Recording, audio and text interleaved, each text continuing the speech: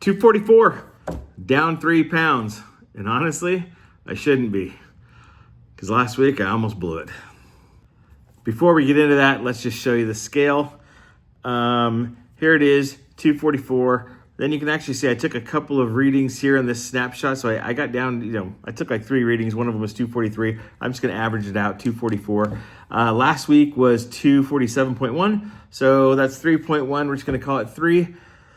I'm not disappointed in that. Obviously we're not 7.5 anymore or anything like that, but there's always more victory than just scale weight, and 3 pounds is, that's healthy. So nothing wrong with that. But look at this picture here. I found this picture. Now, what you're seeing here is, on the left is the before picture. Now, this was not the beginning of this journey. That's probably toward my heaviest.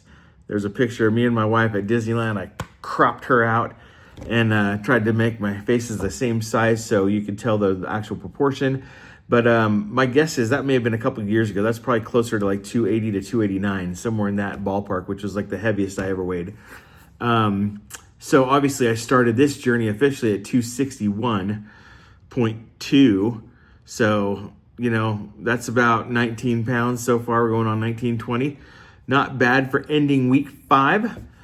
And I want to just talk about a couple things. So I almost blew it last week. There was 2 moments I can think of in particular, and I don't think I talked about these in the previous videos for the week. But I was having some cravings one day, probably didn't get enough fat, because on a ketogenic diet, you got to get enough fat. That satiates your hunger, which takes away cravings.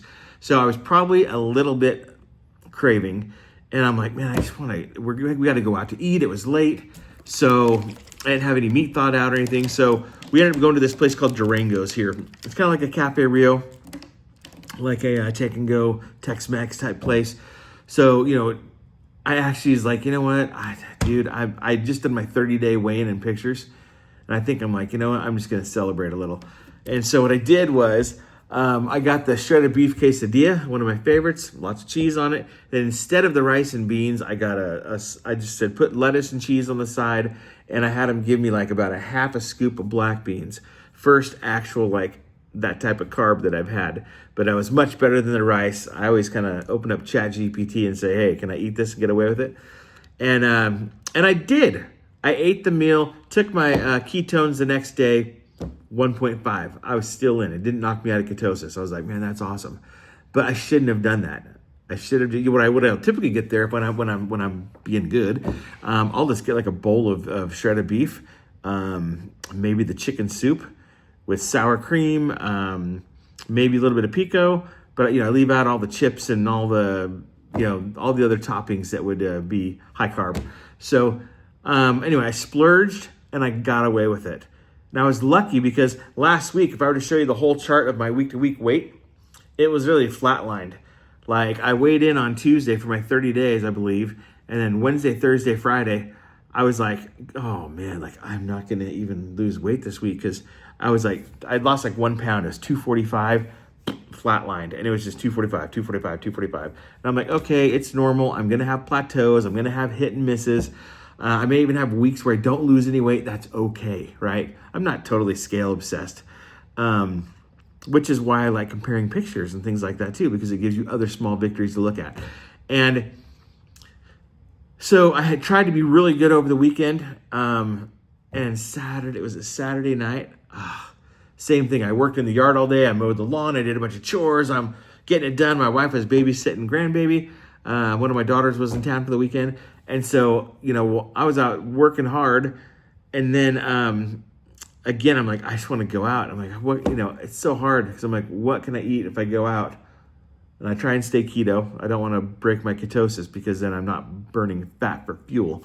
So I did a little ChatGPT, like, can I have Thai food? And I'm like, what if I just got, and I did. Here's what I got. I got the Tom Kha Kai soup, and then which is a coconut milk, fatty, more of a fatty. It had chicken, coconut milk, some other spices stuff. But it wasn't bad.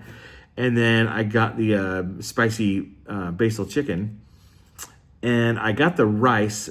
It came on the side, and when we brought it home, went and picked it up, brought it home. I just threw the rice in the garbage. And I was like, okay, I'm just gonna eat the entree. So I ate the spicy basil chicken, had the big bowl of tom kha kai soup. May have still been a little bit hungry later on that night. I may have snacked on a little bit of salami and cheese. And lo and behold, next day, bam, 1.4, still in ketosis. So luckily enough for me, because in my mind, those were a couple of choices where I could have made a better choice. And I decided to splurge a little, and it worked out for me. But I could have easily kept that plateau and not really have lost 3 pounds this week. So I'm happy that I did. Happy that I lost 3 pounds. But it's these moments where it's like you've got a decision to make. You can have that free meal. Some people like to call it a cheat meal. I like to call it a free meal. If it's planned, I'd call it a cheat more if it was unplanned and I more like, succumb to the pressure or the temptation or the cravings. But if I'm planning it, like going to Disney World, Disneyland or something like that, then I'd call it a free meal. But both of these were situations where they weren't really planned for in advance. I kind of made that decision, and I'd say I almost cheat. I'd almost call it a cheat, but I made a good decision based on where we were going and what we were doing for the occasion. So happy about that. Happy about the 3 pound weight loss. Super happy about that picture. I mean, come on. Look at how, some of you don't like it when I say this, but look how freaking fat I was. Look at that first picture. And yes, it may have been a year and a half ago or something. That was probably before I was actually diagnosed with type 2 diabetes. And now look at me today. And yes, it's not a transformation picture, but it still is a before and after. Pretty stoked about it. So weigh-in Monday, I'd say it was a moderate success. I'm not going to have those 7 pound weeks anymore. They're probably going to go from 3 to 2 to 1 to 2, is where I'm going to probably start falling here. I am lifting weights. A couple of days, it was hard to get out last week. I don't think I made it on a walk every single night, but I got some sort of a walk in because I shot a video every day. And I did my strength training every day I was supposed to, and my mobility training, I think I slacked off one day. And I still haven't really hung on the bar because my hands are like bruised. So I'm having trouble like hanging, but I've just been kind of trying to apply pressure without actually taking my feet off the ground because I still want to strengthen that grip. So anyway, that's it for today, guys. Monday weigh-in. We're on to the rest of the week. This is actually now week 6. So this was the weigh-in for week 5. 5 weeks have transpired since March 16th. And now we are on to the beginning of week 6, and we're going strong.